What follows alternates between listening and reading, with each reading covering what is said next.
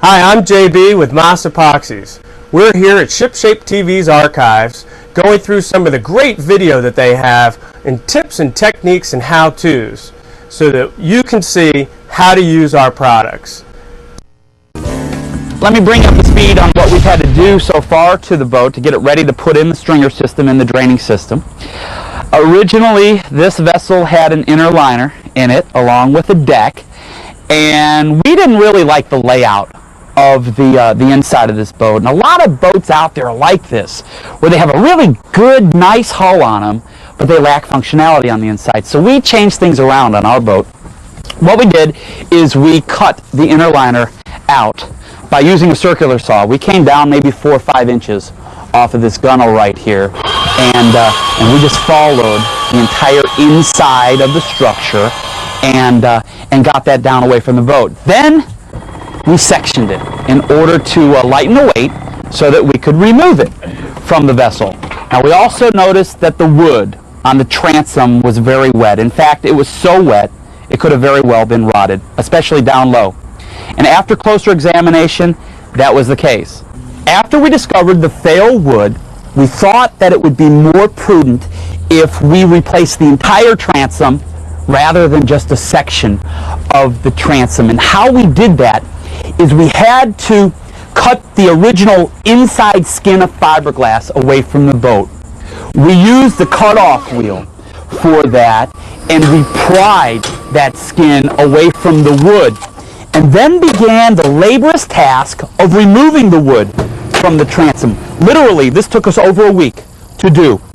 We used a combination of power tools and hand tools to do it, and it was just little by little, piece by piece. After we got all of the wood removed from the boat, that left us the outside skin of fiberglass. Now, to build a new transom upon that outside layer of fiberglass, we had to prep the surface. We used a grinder and a 36 grit wheel to do that, and now it was time to pattern for our new transom. What we used here was door skin. It's a great patterning material, and all we did is we transferred all of our curves and all of our radiuses onto our pieces of door skin. We did this piece by piece, and we glued everything together so that we had one complete pattern for this transom. We took that to a 4x8 sheet of plywood, we traced it out, we cut it out, and dry fitted it into the boat. We were very fortunate here.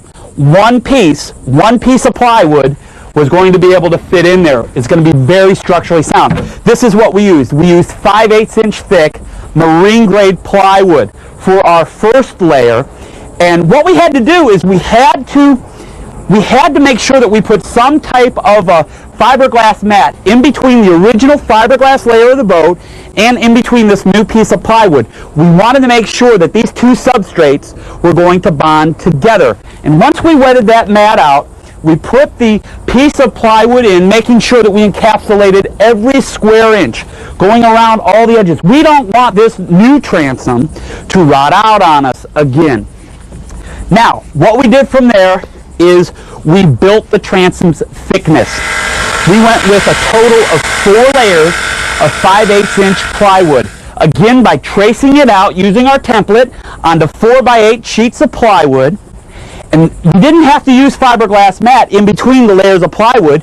We were using a construction process called gluing and screwing, where we just painted all of the surfaces of our wood with epoxy resin, and we temporarily screwed them into place until the epoxy cured.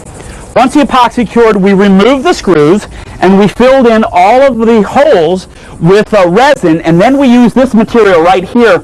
This is a stitched biaxial fiberglass cloth. It's called 1708. We tied it into the rest of the boat by bringing the cloth around, coming up the hull sides, coming up the hull bottom, and rolling onto the bottom side of this transom cap. And let me tell you, we again have a rock solid transom and hull, which is a great foundation to build upon.